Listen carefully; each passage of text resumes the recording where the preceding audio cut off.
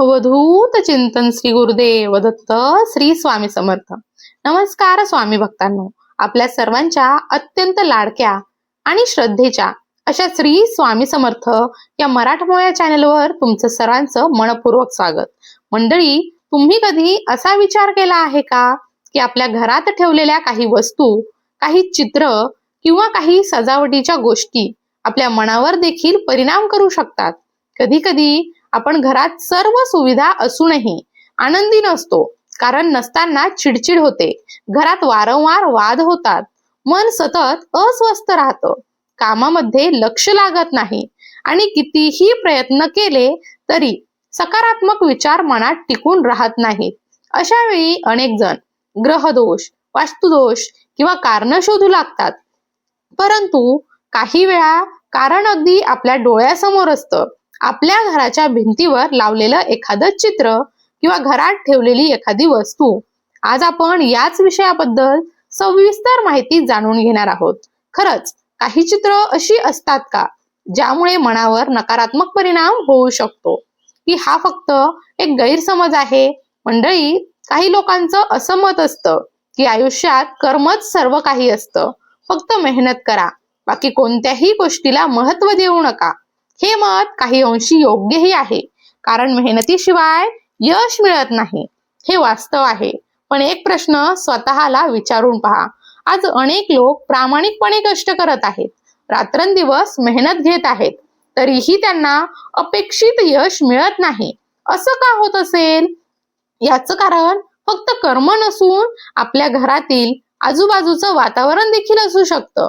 कारण वातावरणाचा थेट परिणाम आपल्या विचारांवर होत असतो आणि विचारांवरूनच आपली कृती घडत असते.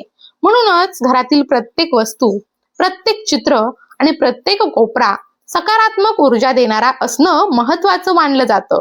मंडळी, तुमच्या घराच्या प्रवेशद्वाराजवळ जर स्वामी समर्थांचा प्रसन्न फोटो असेल तर घरात प्रवेश करताना मनाला किती शांतता मिळते याचा अनुभव अनेक भक्तांनी घेतलेला आहे. बाहेर कितीही ताणतणाव असो, कार्यालयातील समस्या असोत, व्यवसायातील अडचणी असोत किंवा मनामध्ये अनेक चिंता असोत, पण घरात प्रवेश करतानाच स्वामींचं दर्शन झालं की मनाला एक वेगळीच ताकद मिळते. स्वामी आपल्या पाठीशी आहेत, आपल्यावर त्यांची कृपा आहे, ही भावना मनामध्ये जागृत होते आणि नकळत मन हलकं होऊ लागतं. यातूनच एक गोष्ट स्पष्ट होते की चित्रांचा आणि प्रतिमांचा आपल्या मनावर परिणाम होत असतो. मग जसं काही चित्र मनाला सकारात्मक ऊर्जा देतात, तशीच काही चित्र मनामध्ये नकारात्मक भावना निर्माण करू शकतात. म्हणूनच आज आपण जाणून घेणार आहोत अशी कोणती चित्र आहेत जी वास्तुशास्त्रानुसार घरामध्ये टाळावीत. मंडळी, पहिलं चित्र म्हणजे हिंसक प्राण्यांची चित्र.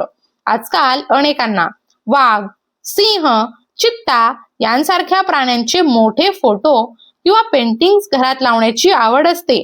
परंतु वास्तुशास्त्रानुसार आक्रमक मुद्रा असलेल्या प्राण्यांची चित्र घरात लावणं योग्य मानलं जात नाही. विशेषतः हल्ला करत असलेला सिंह, पंजे उगारलेला वाघ किंवा शिकार करत असलेल्या प्राण्यांचं चित्र, अशा प्रतिमा मनामध्ये नकळत अस्वस्थता निर्माण करू शकतात. कारण घर हे शांततेचं स्थान असतं आणि घरात प्रवेश केल्यानंतर मनाला विश्रांती मिळणं आवश्यक असतं. त्यामुळे अशा प्रकारच्या चित्रांऐवजी शांतता, सौंदर्य आणि सकारात्मकता दर्शवणारी चित्र अधिक योग्य मानली जातात. यानंतर दुसऱ्या प्रकारची चित्र म्हणजे युद्धाची चित्र. मंडळी, महाभारत हा आपल्या संस्कृतीचा अमूल्य ठेवा आहे. भगवान श्रीकृष्णांनी दिलेली भगवद्गीता आजही संपूर्ण मानव जातीला मार्गदर्शन करत आहे. परंतु महाभारताचा आदर वेगळा आणि युद्धाचं चित्र घरात लावणं वेगळं. वास्तुशास्त्रानुसार युद्ध, संघर्ष आणि रक्तपात दर्शवणारी चित्र घरात टाळावीत असं सांगितलं जातं. कारण अशा प्रतिमा संघर्षाची आठवण करून देतात. त्याऐवजी भगवान श्रीकृष्ण अर्जुनाला गीतेचा उपदेश करत आहेत. अशा प्रकारचं प्रेरणादायी चित्र घरात लावलं तर ते अधिक शुभ मानलं जातं. कारण ते ज्ञान, मार्गदर्शन आणि नकारात्मक विचारांचं प्रतीक आहे. तिसऱ्या प्रकारचं चित्र म्हणजे बुडणारं जहाज किंवा वादळात अडकलेली नौका. अशा चित्रांकडे पाहिल्यावर मनामध्ये यश, प्रगती किंवा स्थैर्याचे विचार निर्माण होत नाहीत. उलट संकट, नुकसान आणि संघर्ष यांची भावना जागृत होते. म्हणून वास्तुशास्त्रामध्ये अशी चित्र हॉल किंवा बेडरूम मध्ये लावणं टाळावं असं सांगितलं जातं.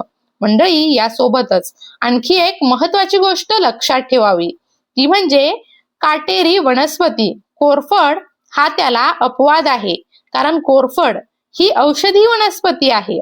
परंतु इतर अनेक कॅक्टस प्रकारातील काटेरी झाडं घरात ठेवणं योग्य मानलं जात नाही. वास्तुशास्त्रानुसार अशा वनस्पती मनामध्ये कठोरता आणि अस्वस्थता वाढवू शकतात असं मानलं जातं. म्हणून घरामध्ये शक्यतो हिरवीगार, प्रसन्न आणि सकारात्मकता देणारी रोपं ठेवावीत. मंडळी, वास्तुशास्त्राचा मूळ उद्देश भीती निर्माण करणं नाही, तर घरातील वातावरण अधिक शांत, आनंदी आणि सकारात्मक बनवणं आहे. घरात कोणती वस्तू ठेवावी, कोणतं चित्र लावावं आणि कोणत्या गोष्टी टाळाव्यात, यामागे मनशांती आणि सकारात्मक विचारांचा दृष्टिकोन आहे. कारण जिथे मन शांत असतं तिथेच सुख, समाधान आणि प्रगतीचा मार्ग खुला होत असतो. भिवू नकोस, स्वामी सदैव पाठीशी आहेत.